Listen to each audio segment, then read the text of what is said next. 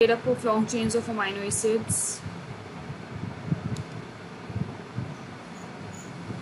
तो प्रोटीन्स क्या होते हैं? के मीट में प्रेजेंट होते हैं, यस, मीट में प्रेजेंट होते हैं, एग में होते हैं, एग्स में होते हैं। और ये मसल्स की डेवलपमेंट के लिए होते हैं मैम। यस, मसल्स को डेवलप करवाते हैं।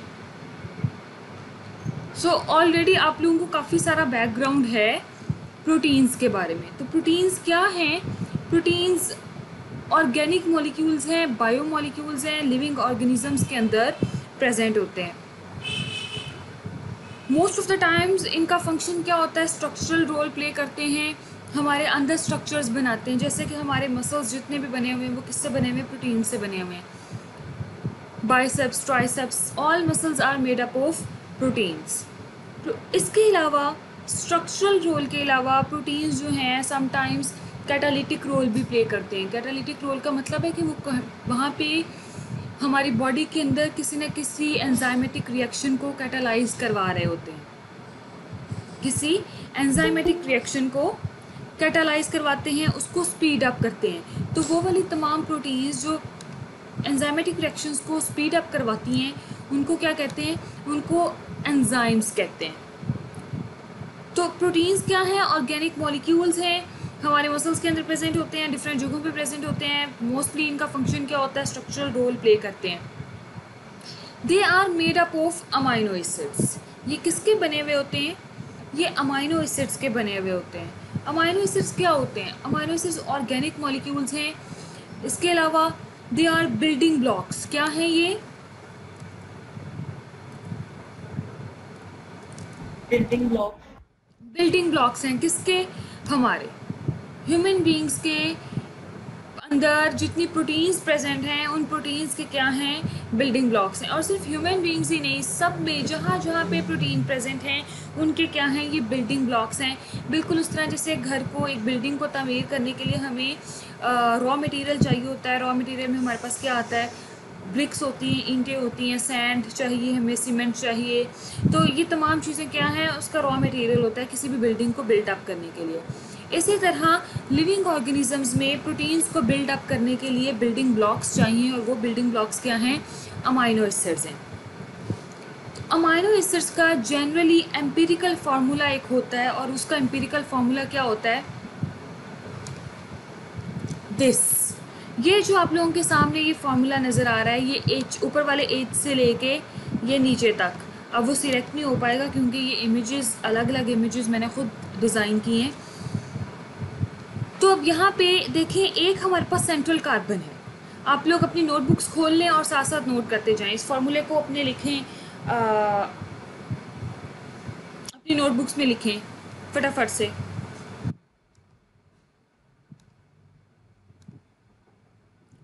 तो इसमें क्या होता है? एक हमारे पास सेंट्रल कार्बन होता है। इस सेंट्रल कार्बन को क्या कहते हैं? इस सेंट्रल कार्बन को कहते हैं अल्फा कार्बन। इसको क्या कहते हैं? Alpha carbon. ये वाला this central atom is known as alpha carbon.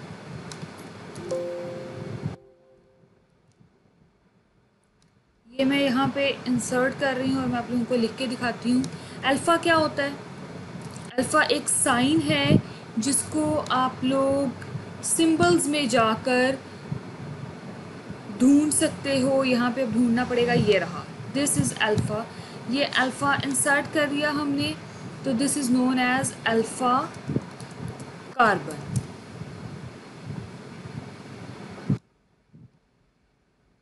ये ए कर दिया उसने इसको खुद ब खुद, क्योंकि स्टार्ट वाला वर्ड हमेशा सेंटेंस का कैपिटलाइज कर देते हैं। उसने अल्फ़ा को ए बना दिया, पर हमने इसको दोबारा से इंसर्ट कर देना है और इसको अल्फ़ा करना है। ओके जी। So this carbon is known as alpha carbon. जो सेंट्रल एटम है वो क्या कहलाता है? Alpha carbon. और अल्फ़ा कार्बन के साथ दो ग्रुप्स लगे हुए होते हैं। टोटल तो 4 ग्रुप्स लगे हुए होते हैं क्योंकि कार्बन की वैलेंसी 4 होती है। इनमें से 2 ग्रुप्स जो हैं वो कौन से होते हैं? एक ग्रुप होता है carboxyl. This group is known as carboxyl group. हमें ऑल यस, इसका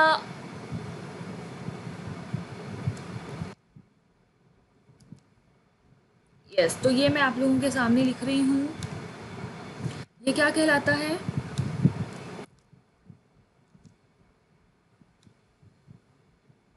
carboxyl group. Okay,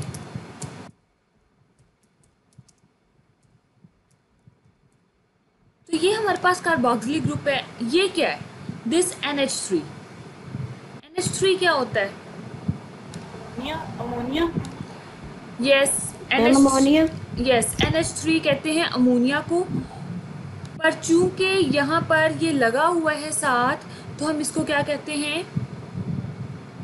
amino group. Yes, तो यहाँ पर ये क्या है? अमाइनो ग्रुप है।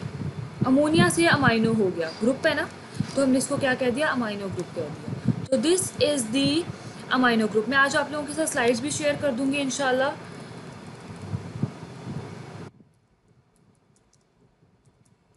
Okay, this is the amino group.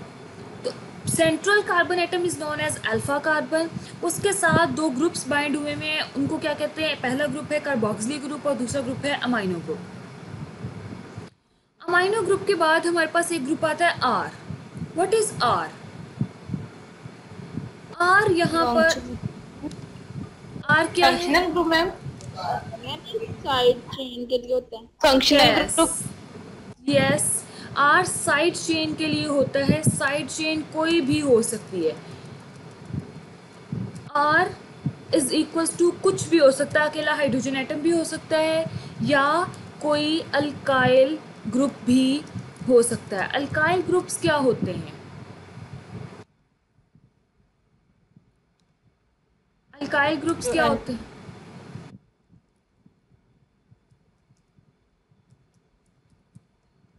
Alkyl group कहते हैं कार्बन वाले ग्रुप्स को। वो वाले ग्रुप्स जैसे कि CH3 हो गया, इसके अलावा C2H5 and so on.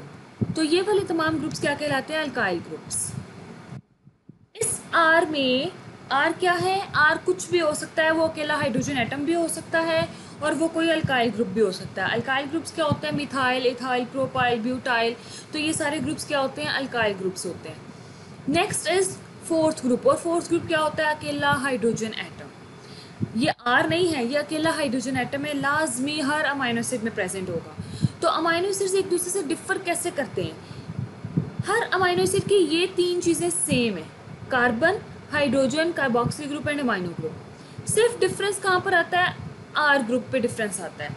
Are group कभी तो अकेला हाइड्रोजन होगा, कभी CH3 होगा, कभी C2H5 होगा, या C2H5 की जगह कुछ और भी हो सकता है।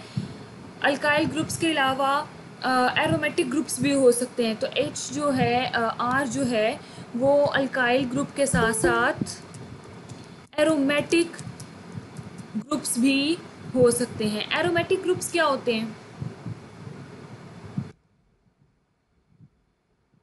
महा आगा है हमारी क्लास में कोई? Yes ma'am. ओके, सो तो हम जी साइक्लिक जो होते हैं। यस, एरोमेटिक ग्रुप्स क्या होते हैं? साइक्लिक स्ट्रक्चर रखते हैं। What are aromatic groups? Cyclic structure. Yes, aromatic groups होते हैं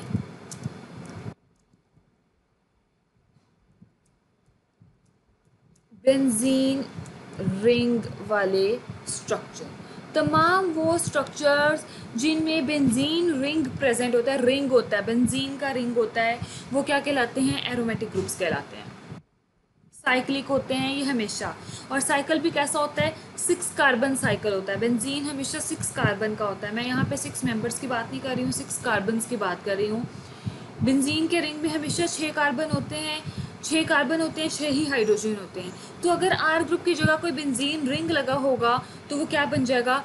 एरोमेटिक ग्रुप बन जाएगा। क्लियर? तो अमाइनो एसिड्स क्या हैं? अमाइनो एसिड्स ऑर्गेनिक मॉलिक्यूल्स हैं। They are building blocks of all proteins. ये क्या होते हैं? बिल्डिंग ब्लॉक्स होते हैं प्रोटीन्स के। इनका एम्पिरिकल फार्मूला होता है। एम्पिरिकल फार्मूला क्या होता है कि सेंट्रल एक कार्बन एटम होता है जिसको अल्फा कार्बन कहते हैं, उसके साथ 4 डिफरेंट ग्रुप्स लगे हुए होते हैं। पहला ग्रुप क्या होता है? Carboxylic group. दूसरा ग्रुप क्या होता है? Amino group. तीसरा ग्रुप क्या है? अकेला हाइड्रोजन। और चौथा क्या है? Are group. आर ग्रुप कुछ भी हो सकता है, वो अकेला हाइड्रोजन भी हो सकता है, वो कोई अल्काइल ग्रुप भी हो सकता है, वो कोई एरोमेटिक ग्रुप भी हो सकता है। तो कोई भी अमाइनो एसिड आप ले लें, हर अमाइनो एसिड में ये 4 चीज़ें, carbon, hydrogen, carboxylic group and amino group, वो ये 4 चीज़ें क्या होंगी? सेम होंगी। सिर्फ डिफरेंस कहाँ पे होगा? इस आर ग्रुप पे होगा।